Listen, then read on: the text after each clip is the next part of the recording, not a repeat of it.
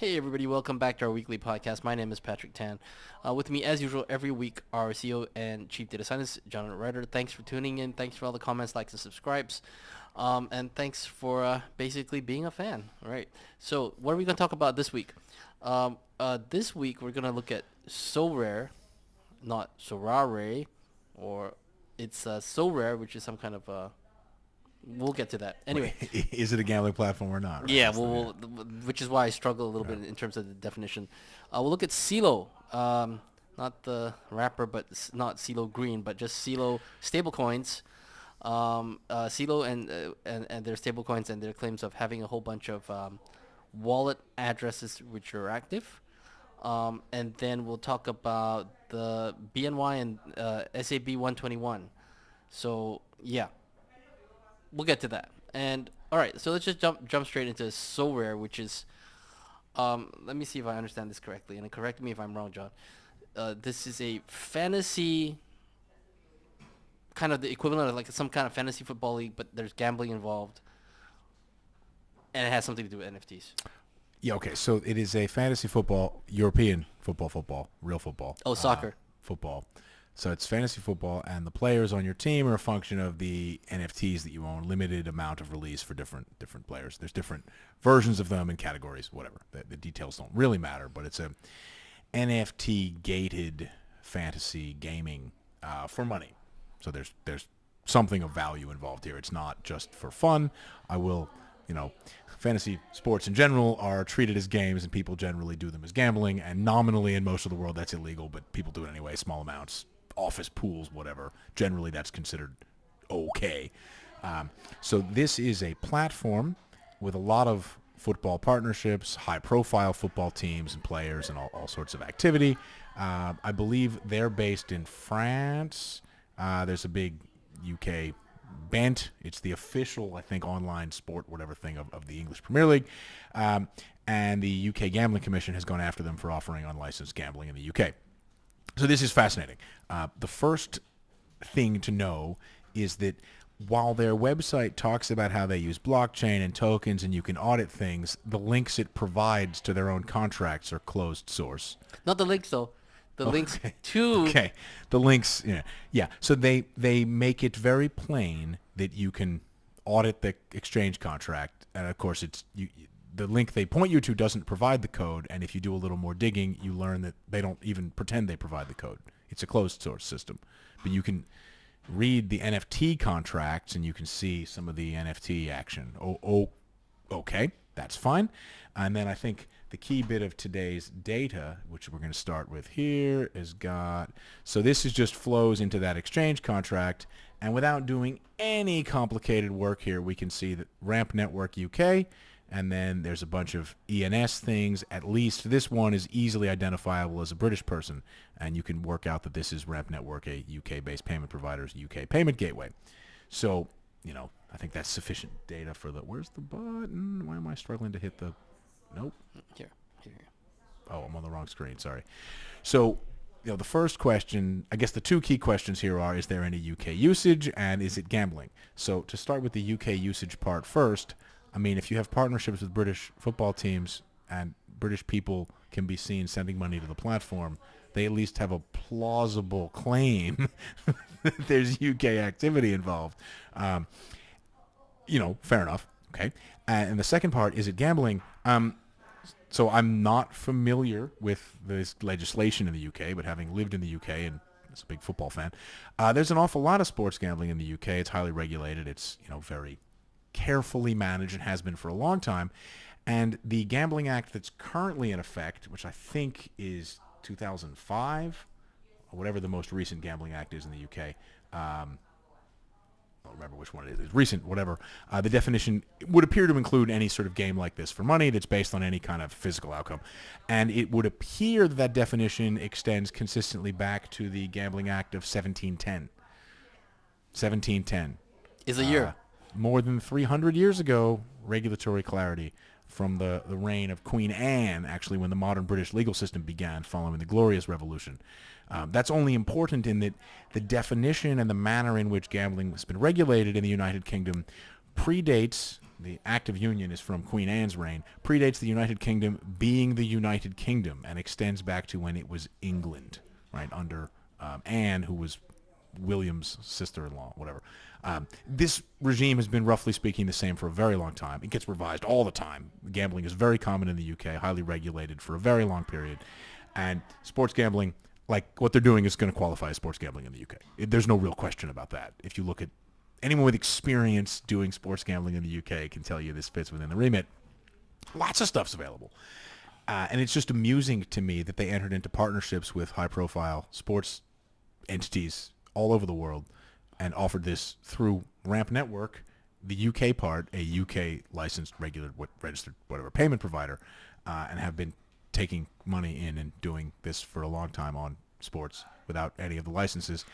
Getting licenses in the UK is not hard. You got to follow the rules and do all the stuff, but you do that, it's okay. You can bet very easily on sports in the UK, apps, in person, whatever. Yeah, and it's been clear for hundreds of years that this is not okay. So there you go. The only defense I can imagine they'll come up with is some sort of permissionless blockchain, whatever, but then the system's closed source. So it'll be interesting to see how that plays out. It's not clear to me that being open source would actually even qualify here because they clearly have off-chain business relationships and sponsorships and whatever it is. So yeah, that'll be funny. There was a New York Times piece, 2021, pointing a lot of this out that I was only aware of following the guy who wrote it tweeting out that he'd written this a while ago. Yeah, go read that article. It's fascinating. He appears to have been completely correct. Essentially predicted this is all going to end badly. Yeah, we agree. All right, moving on. It's quite funny. It's going to be, as you saw in the data, we're not talking about super gigantic amounts of money, but just unlicensed gambling is considered pretty bad. And it's tens of millions of dollars at least flowing through here. So, and the people who will be embarrassed by this and have to abandon their partnerships. It's not Italian football, right? It's English football. People don't expect that much dodgy stuff going on. All right. Very few of the listeners to the podcast will get that joke, but those who do will appreciate it. Okay, Celo stablecoins. Yeah, what's going on?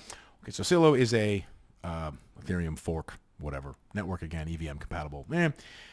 So we saw a headline, I think it was a CoinDesk piece, talking about how Celo, this smaller chain that's not that big, although it's a couple years old, is now rivaling Tron in the most active stablecoin addresses. Yep. Around 700,000 daily active addresses.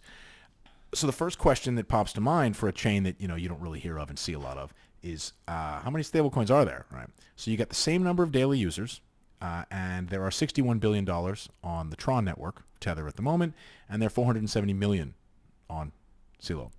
So the daily average use per token has to be more than 100 times higher on Tron than Celo. Okay, it works out to just under $700 on one network and just under 90,000 on the other. Look, there may be different use cases. I'm not really sure. I find it hard to believe there are 700,000 legitimate users on that network. I suppose there might be. We've documented how a lot of the activity on Tron is pretty clearly not economically meaningful. But from there, you look at Celo, it starts to get a little bit more entertaining. So they have native stablecoins. And when I first saw this headline, I thought, because I was aware their pitch was some native stablecoins. Maybe their native stablecoins are getting used. So their native stablecoins work exactly like Luna. It's the same scheme. All right, so they issue more in exchange for crypto if it's above the peg, and if it's below the peg, they use the crypto in their reserves to buy back stablecoins. And if they run out of money, the system collapses. If the price of the Luna Foundation Guard, the Celo Foundation Guard, drops too far, the system collapses. Fine. Those stablecoins, somewhat unsurprisingly, never took off. Yeah, so it's Tether that came on the network that's starting to get usage. Okay, I guess that's interesting. And the next question to ask, of course, is what are people doing with these things? Celo pitches itself as focused on mobile usage. And what they really mean by that, because it's just an Ethereum compatible whatever chain, is they have a partnership and arrangement with some wallet, MiniPay. And MiniPay integrates Tether and other stable coins on Celo, and it lets you do all these things. And they've been launched MiniPay in a bunch of African countries, Nigeria, Kenya, a couple of other restricted currency, whatever places. Okay, and MiniPay is funny. This is a theme that we've harped on now for a couple of weeks in a row here. MiniPay is a closed source add-in, And they make a big deal out of how it works with the Opera browser. Opera mini browser works on lower-end hardware. And Opera, of course, is a closed-source web browser. So they're pitching some closed-source software as an integral part of their mobile-friendly blockchain for making payments. I think you can see where this is going. And they're actually, the first country they're launching in is one that currently has detained someone associated with Binance for various payment whatever. So at this point, we seem to be watching people trip over what other people are currently awaiting trial for at the same time. We're not even like, oh, that thing blew up and this guy seems to be running the same scheme. When Justin Sun came up with USDD following the Luna UST explosion, people laughed and said, oh, you're just running the same scheme. But the other guy was still on the run and nobody had been caught. And here we've got people in trouble for running a service and effectively aping of that service being launched into the same network at the same time, which is just beautiful to watch. Also, for those of you who look at these kind of wallet issues, there's some fascinating doublespeak that we've addressed before, I think. The wallet is built on an open source SDK. Okay. Opera, the browser, is built on the Chromium open source whatever browser SDK. Okay, Microsoft Windows is built on the open source Intel instruction set. They're building closed source software with some pieces that maybe be taken off the shelf for standard. Pieces of all software are taken off the shelf standard. It's just amusing now to watch some of these things get boxed in by so many existing problems. Same way as Sorare is running up against well-known. All right, so this thing, they've started to take Tether. They're running it on an exchange because their own native stablecoins never took off and or failed almost immediately. And the use case that they're pitching runs into an overlapping network of currently pending legal cases. All right, so some of these things are now really encircled by regulatory problems, and we'll see what happens. If I was thinking of launching a low-friction payment service that allowed, cross-border capital flow, I'm not sure I would choose to launch it in Nigeria at the moment. Does that qualify as legal advice? Maybe. Maybe. Just good advice. It's good. Okay, good advice. So that one's just amusing in that. And who's pitching these headlines to these news keep your head down. Could be a slow news day. Anyway, so those are entertaining. All right, BNY SAB 121. Okay, so we've never spoken about this one in any detail. So Staff Accounting Bulletin 121. So this is the SEC accounting statement about how financial institutions in the U.S. need to effectively hold crypto on balance sheet. It's claimed by the industry for custody purposes. So if you read the actual text of the Staff Accounting Bulletin, they cite 3 specific risks that are what drive this needing at least a bullet and a discussion of whatever the accounting treatment should be. They cite technology risk, legal risk, and regulatory risk. All right. So the technology risk that they cite is effectively that clawbacks may be difficult or impossible, and the way that you do security is a bit different. If somebody makes a mistaken transfer of dollars or bonds or equities, you can reverse it. You can freeze it. There are procedures. They may not be perfect. They may not work always, but they're well trodden. Right? The legal risk they cite in particular is bankruptcy remoteness. Right? Because these things don't fit within or aren't registered under the securities regime and the other existing financial protection, segregation, asset, whatever regimes, there's no clear precedent for how this stuff is treated in bankruptcy. This comes up all the time when people talk about Coinbase and Circle.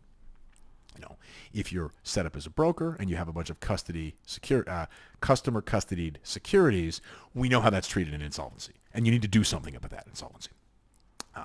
And then they talk about regulatory risk, which to me sounded like the lack of strict regimes that people are opting into, being a broker, whatever, certain types of payment services providers. People aren't opting into those, then it's a lot more likely that they just make stupid mistakes and lose things. Right? So the best way to describe what happened at FTX and Alameda Research is they opted out of or chose not to opt into any number of regulatory regimes, ran with no rules, and as a result were able to implement absurd procedures that never would have made it through if they'd hired adults and tried to follow a collection of rules. You have to do both of those things. So, okay, if you can, and as they make clear in the original statements, if you can demonstrate that you've addressed these risks, there's nothing special that has to happen here. Right? So if I have custody of customer assets and they can get stolen and I can't claw them back, I probably do need to recognize some sort of a liability, carry some sort of charge, hold some sort of reserve. Whereas if I've bought insurance to prevent that from happening, or I can demonstrate I can always claw them back, whatever always means, 99.99% of the time, right? It's all risk adjusted. Then maybe I don't have to have a charge. We'll come to how the charge works in a second. But so what we found out recently is that Bank of New York appears to have secured some kind of what's characterized as an exemption from SAB 121 to provide some sort of crypto custody services where they won't be required to carry them on balance sheet. So I'll talk about what on balance sheet means in a second, but this is interesting, right? We don't have the documentation yet, but if it turns out that they have addressed the SEC stated concerns in a satisfactory way and are told, okay, you don't have to pay this charge effectively because you've dealt with these risks, then that's 100% reasonable, right? The simplest way to deal with those concerns is to say we have a $2 trillion balance sheet and we're going to limit our exposure to $50 million, at which point the government will say the carrying cost of the extra $50 million in assets is irrelevant, have a good time, go away, right? They could have done any one of a number of things. So what carrying them on balance sheet means is you have to count them as assets, liabilities, increase the size of your balance sheet, and banks are required to hold a certain percentage of their assets, their gross assets, their balance sheet size, in capital. And the capital they have to get by issuing certain types of subordinated debt instruments, selling stock, whatever. It's a pile of cash they have to pay people interest on, pay equity holders dividends on, whatever it is. So effectively, it's an annual cost. 5%, 8% of assets, whatever it is. So an extra $100 million would cost you, say, $8 million a year in equity, cost of capital, whatever. If you can convince everybody the risk's not a big deal for you, if the chance of your, for example, losing the assets in a way that can never be recovered is 0.00000 whatever 1%, it makes no sense to charge you 8% per year. Whereas if you just have a hot wallet and there's a guy over there with the password, it's realistic that you'll lose it, and putting them on balance sheet means charging you 8% of the amount you've got every year in whatever equity cost of capital to hold them. That doesn't seem so stupid. Do you believe there's an 8% chance you'll lose the assets? If the answer is no, it's only 4%, just pay the 8% and move on if you can show it's much lower. Similarly, you can address the legal risk by establishing ring-fenced subsidiaries and assigning the assets. And you see this where both Coinbase and Circle, most publicly, have made attempts to establish various types of legal segregations. The FTX liquidation is showing how FTX US and FTX offshore were definitely legally segregated in that there's been squabbling back and forth about assets. There are ways to achieve some of this. Regulatory, at the same time, if you acknowledge that you're not registering these as securities or you're not custodying securities or whatever it is, but you're going to follow similar procedures and you already have a working securities custody thing that doesn't constantly get in trouble, you say you'll follow the same rules and you sign the form, maybe they'll accept that. And it would be nice to see that somebody will just follow all the rules as though they apply to these assets, whether or not the government's making us, we're going to opt in and do it. And then you get out of having to pay the 8% charge. That would be reasonable. If, on the other hand, they've just been given an exemption because of some totally non-transparent thing that doesn't make any sense, I would agree, and we'll say this again on the podcast, we would then agree that they're getting unfair favoritism. Yeah. We're going to find out because the documents aren't public yet. Now, Representative Richie Torres made some interesting comments about the same issue.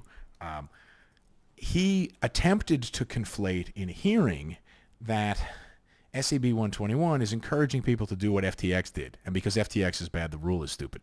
Right. So in some questioning, he alluded to the fact that it's not normal, in their words, it violates GAAP to hold customer custodial assets on balance sheet. What we have here is a lack of sort of specificity and vocabulary, right?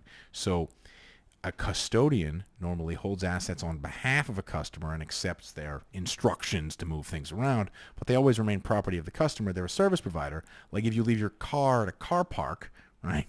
The car park physically has your car, but it's still yours. Yep. Yeah. FTX is more like one of those car parks where you have to give them the keys, right? The way a lot of exchanges work, you have to give them the keys. They actually have control. They've promised them to you. Yeah? And you may say legal title remains with you, but then they're moving them around on your behalf. Clearly, that isn't the way that this operates. When the exchange doesn't work the way the terms of service are, other problems exist in the world. There's a conflation here in that if you offer a trading service where all the money gets wired to a common account, a bit like Sorare, just, call back to the earlier part of the podcast, that is the correct behavior, and GAAP would require you to carry these as assets and liabilities on balance sheet in the same way that if a bank, you deposit money at a bank and the bank issues a loan, the asset and the liability sit on the balance sheet. Whereas if they custody it for you, it's not their liability, it's still your responsibility. If they, custody a painting for you, you have to insure it, and if it gets damaged, it's your problem. Fine. It is interesting to watch an otherwise capable politician who doesn't pretend to have any expertise in these details of financial services, right? Because FTX is bad, and you can find a behavior that sounds like FTX, you're trying to tar one with the brush of the other. This is standard good politics. However, financial regulations on the mechanical level shouldn't be put together based on good politics. People need to understand what's happening here. And this is going to be a very good test, because while I expect that when we find out exactly what Bank of New York is doing, it'll turn out that they've addressed the risks that are raised in SAB 121 point by point, and the government has said, you've addressed the risks, we agree that you don't have to take these charges, it's all fine. There is certainly a non-zero chance that's not what happened, right? Some of the early Prometheum stuff made no sense. In the end, that all seems to have disappeared, whatever, but I'm sort of willing to say in advance here, I'm receptive to the idea that we're going to see something weird. I don't think that's what's going to happen. So. I don't think that's what's going to happen. Yeah. But we're going to look at this, and if there's something weird, then there's a problem here. And this is a good test. You want to continually retest your hypotheses. That's how the world works. Yeah. And this is a good test for everyone, because there are claims based on, I believe we know that Boney has this exemption based on a comment in was it Wyoming, or was some state financial board hearing somebody made offhand, and we don't have any documents yet. I don't know whether that's untrue, right? Some weird conspiracy theory, or there really is something strange going on, or whatever it is. But when it finally see the terms of that service, it'll be wonderful as a test. And a lot of people who are up in arms is why are they getting special treatment. We're about to find out we're going to find out whether or not they're getting special treatment. I don't really know. I don't expect politicians to change the way they address these problems. It's just interesting to see how this is the thing you see in life, where someone that clearly doesn't understand a particular area of whatever, law, finance, medicine, aerospace, and they use really, really specific technical words in that area over and over and over in a way that makes it clear they have no idea what the word specifically means. Right? You get this all the time. Yeah. It's an old Saturday Night Live video where somebody's making fun of one of the View participants saying, allegedly, I'm a lawyer, allegedly, over and over, in a way that makes it clear that person is probably not a very good lawyer and doesn't know what allegedly means. They confessed. It's not allegedly. Anyway, it looks like one of those with some of this, where you're non-custodial, whatever, it violates GAAP. So we'll see. I'm very curious to find out how that one goes. Right. And on that note, thanks for tuning in. Thanks for watching, or wherever you get your podcast from. And we'll see you again next week. Don't forget to like, comment, and subscribe. We appreciate it when you do that. Have a great weekend. Talk to you soon. Yep.